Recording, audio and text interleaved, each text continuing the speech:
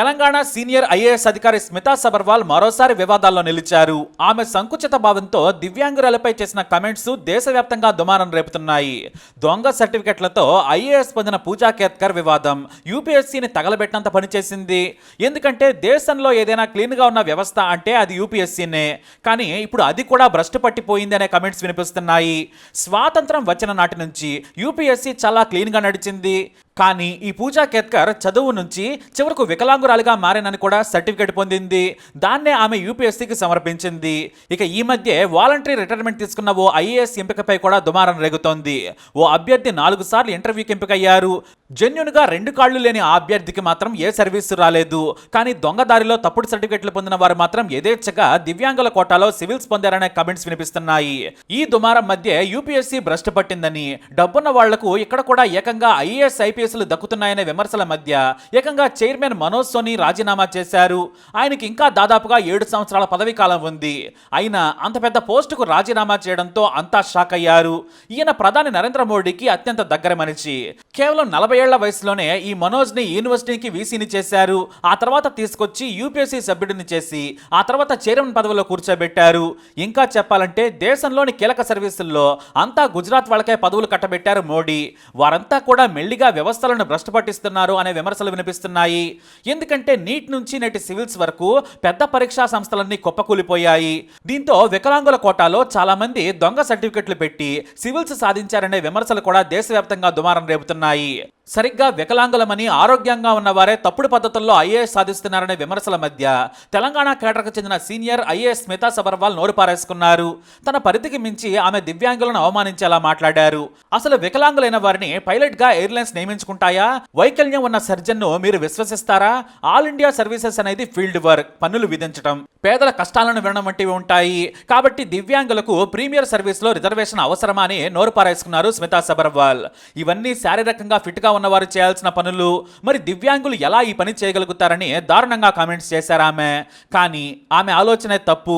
ఎందుకంటే ఐఏఎస్ కు ఎంపిక అనేది ఒక పరీక్షను మాత్రమే కొలమానంగా పెట్టుకున్నారు. ఆ పరీక్షల్లో ఎంపికైన వారిని ఆల్ ఇండియా సర్వీసులకు ఎంపిక చేస్తున్నారు. కానీ స్మితా సబర్వాల్ ప్రకారం దాంట్లో ఎంతమంది సేవ చేస్తారనేది ఎలా తెలుస్తుంది? శారీరకంగా ఫిట్ గా ఉండాలని చెబుతున్న స్మితా సబర్వాల్ ఎన్నిసార్లు ఫీల్డ్ మీదకి వెళ్లి తిరిగారు? అంతెందుకు కుక్కలు చిన్నపిల్లలను దారుణంగా చంపుతున్నాయి. ఎంతమంది ఐఏఎస్లు ఫీల్డ్ మీదకి వచ్చి చర్యలు తీసుకున్నారు? ఇక మొన్నటికి మొన్న తెలంగాణ సీఎం రేవంత్ రెడ్డి స్వయంగా కలెక్టర్లకు చెప్పారు, మీరు ఆఫీస్ గదుల్లో ఉండకండి, ఫీల్డ్లోకి వెళ్ళండి, ప్రజల సమస్యలు తెలుసుకోండి, వాటిని పరిష్కరించండి అని కోరారు. మరి ఒకరిద్దరు తప్ప ఎంతమంది వెళ్లారు? ఏదో చుట్టపు చెప్పుగా 2-3 సార్లు వచ్చి ఫోటోలు సోషల్ మీడియాలో పెట్టుకుని వెళుతూ ఉన్నారు. కానీ వీళ్ళు చేసిందేంటి? ఇక ఫిజికల్ ఫిట్నెస్ సంగతి దేవుడెరుగు, మెంటల్ ఫిట్నెస్ గురించి కూడా మాట్లాడాలి. ఇలా మాట్లాడిన స్మితా సబర్వాల్ మానసిక స్థితి ఏంటనేది దివ్యాంగులు వేసే ప్రశ్న. ప్రజాసేవ చేస్తామని వచ్చిన వారి మానసిక పరిస్థితి సరిగ్గా ఉందా అనేది ఎలా తెలుస్తారు? ఇది ఆమె అహంకారానికి నిదర్శనమని retired IAS Akunuri Murali fire అయ్యారు. ఆమె రాజ్యాంగాన్నే తప్పుపడుతున్నారు. పార్లమెంట్ చేసిన పర్సన్ విత్ డిజబిలిటీస్ యాక్ట్ 1995 ఈమెకు తెలియదా? పార్లమెంట్నే కించపరిచే గర్వం తలకెక్కిందా అని సీరియస్ అయ్యారాయన. గతంలో హెలికాప్టర్లో తిరిగిన ఏకైక ఐఏఎస్ స్మితా సబర్వాల్ మాత్రమేనని ఫైర్ అయ్యారు. ఇక ఐఏఎస్లు ఎంతమంది రాజకీయ పార్టీలకు తొత్తులుగా మారి అవినీతి చేస్తున్నారు? వారి గురించి కూడా స్మితా సబర్వాల్ మాట్లాడితే బాగుంటుంది. వారిలో కొంతమంది ఐఏఎస్ల పరిస్థితి ఏమైందో ఏపీలో చూశాం. మరి వారందరి గురించి ఆమె మాట్లాడారే? కేవలం దివ్యాంగులు మాత్రమే పనికిరానట్లుగా చెబుతున్నారు. మనసులో ప్రజలకు సేవ చేయాలనే తపన ఉంటే చాలు, ఎవరైనా ఏమైనా చేయొచ్చు. ఇంకా చెప్పాలంటే దివ్యాంగులైనా కూడా దివంగత జైపాల్ రెడ్డి గొప్ప పార్లమెంటేరియన్ అయ్యారు. 100 కాదు 1000 సభల్లో పాల్గొని ఆయన ఎంపీగా గెలిచారు, కేంద్ర మంత్రి కూడా అయ్యారు. నిజాయితీగా పనిచేసి గొప్ప నాయకుడు అనిపించుకున్నారు. ఇలాంటి ఉదాహరణలు ఎన్నో ఉన్నాయి. కానీ స్మితా సబర్వాల్ మాత్రం దివ్యాంగులనే తప్పు పట్టడం ఆమె తెలివి తక్కువతనానికి నిదర్శనం అంటున్నారు. ఇది అహంకారపూరితమని దివ్యాంగులు దేశవ్యాప్తంగా ఫైర్ అవుతున్నారు. ఇప్పటికే ఎన్నో పోలీస్ స్టేషన్లలో ఆమెపై కేసులు కూడా నమోదయ్యాయి. ఇక CSV IAS academy chief Balalatha Smita Sabharwal పై సీరియస్ అయ్యారు. రేవంత్ సర్కారు తొలి ఉద్యోగం దివ్యాంగురాలకు ఇచ్చింది. ఇలా దివ్యాంగులపై తప్పుడు వ్యాఖ్యలు చేయడం చట్టరీత్యా నేరం. ముందు మీరు దివ్యాంగులకు క్షమాపణ చెప్పాలని డిమాండ్ చేశారు బాలలత. ఆమె ఫిజికల్లీ ఫిట్, మెంటల్లీ అన్ఫిట్ అని ఆమె సీరియస్ అవుతున్నారు. సారీ చెప్పకుంటే గనక సీఎం రేవంత్ రెడ్డి, సీఎస్ శాంతకుమారి చర్యలు తీసుకోవాలన్నారు. వాస్తవానికి బాగా చదివే వారిని ఇలా గుడ్డిగా ఎంపిక చేయడమే యూపీఎస్సీ తప్పు. మానసిక పరిస్థితి ఇలా బాగోలేని వారు వ్యవస్థలను తప్పుదారి పట్టిస్తున్నారు. కొంతమంది అవినీతికి బరితెగిస్తున్నారు. కాబట్టి ఇలాంటి మానసికంగా ఫిట్గా లేని వారిని ఏరిపారేసే వ్యవస్థ ఏర్పాటు చేయాలని దివ్యాంగులు కూడా కోరుతున్నారు. ఎందుకంటే ప్రతి 5 ఏళ్లకు ఓసారి ఈ ఐఏఎస్ల పనితీరుపై ఆడిట్ చేయాలి. తప్పు చేసేవారు, అవినీతి సొమ్ముతో వ్యవస్థను నాశనం చేసే అధికారులను వెంటనే తీసేసే సిస్టమ్ ఉంటే బాగుంటుందని ఫైర్ అవుతున్నారు. గతంలో తెలంగాణ సీఎంగా కేసీఆర్ ఉన్న సమయంలో భారీ అవినీతి జరిగిందని, వాటి విషయంలో స్మితా సబర్వాల్ కూడా విచారణ కమిటీ ముందు హాజరయ్యారు. ఇలా దివ్యాంగుల గురించి చులకనగా మాట్లాడటం తప్పని తెలుసుకుని క్షమాపణ చెప్పాలని డిమాండ్స్ వినిపిస్తున్నాయి. కానీ స్మితా సబర్వాల్ మాత్రం ఏమాత్రం తగ్గడం లేదు. తాను కమెంట్స్ చేసినందుకు విమర్శిస్తున్నారు. ఇక బాలలత విసిన సవాల్కు నేను సిద్ధం, కాకపోతే ఇప్పుడు యూపీఎస్సీ పరీక్ష రాసేందుకు ఒప్పుకోదేమో అంటూ సెటైర్ వేశారు. మరి ఆమె చేస్తున్న పనేంటో కూడా ప్రశ్నించాలని బాలలతను విమర్శించారు. వాస్తవానికి సివిల్ సర్వెంట్స్ ఇలా వివాదాల్లో తలదూర్చకూడదు. తన పని తాను చేసుకుపోవాలి. కొన్ని నియమ నిబంధనలకు లోబడి పని చేయాలి. కానీ స్మితా సబర్వాల్ మాత్రం గత ప్రభుత్వంలో ఇచ్చిన స్పెషల్ పవర్స్తో అహంకారం తలకెక్కించుకున్నారని రిటైర్డ్ ఐఏఎస్ మురళీ ఫైర్ అయ్యారు.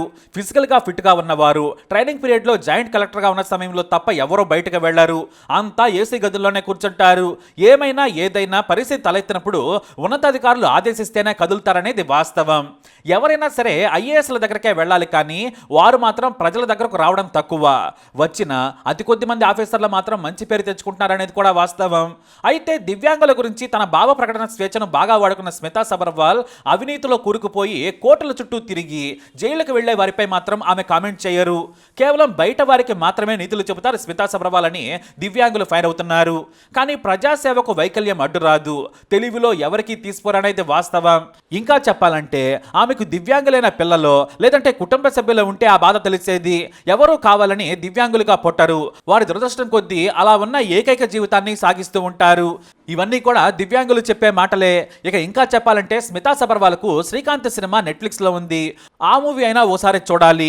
అసలు కళ్ళేలేని శ్రీకాంత్ విదేశాల్లో చదువుకొని వందల మందికి ఉపాధి కల్పించి కోట్ల వ్యాపారం చేస్తున్నారు. మరి స్మితా సబర్వాల్ అంతకంటే గొప్ప, లేదంటే తెలివైన వ్యక్తి అనుకుంటున్నారా?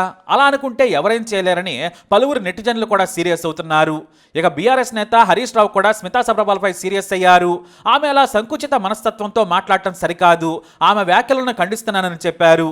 మరోవైపు డిప్యూటీ సీఎం మల్లు బట్టి విక్రమార్క స్మితా సబర్వాల్ వ్యాఖ్యలకు ప్రభుత్వానికి సంబంధం లేదు, ఇది ఆమె వ్యక్తిగతంగా చేసిన కమెంట్ అన్నారు. ఏదేమైనా తన పని తాను చేసుకుంటే మంచిది. గొప్ప పదవిలో ఉండి ఇలా ఒకరిని తక్కువ చేసే స్థితిలో మాట్లాడటం సరికాదనేది వాస్తవం. ఇవాళ దివ్యాంగులను అంటారు, రేపు ఏకంగా రిజర్వేషన్లను వ్యతిరేకిస్తారు. ఆ తర్వాత సివిల్స్ అంటే అందంగా ఉన్నవారే ఎంపిక కావాలంటారేమో అనే విమర్శలు వినిపిస్తున్నాయి. ఇక్కడ ఫిజికల్ ఫిట్నెస్ కంటే మెంటల్ ఫిట్నెస్ చాలా అవసరమని స్మితా సబర్వాల్ కమెంట్స్ను చూస్తే తెలుస్తుంది.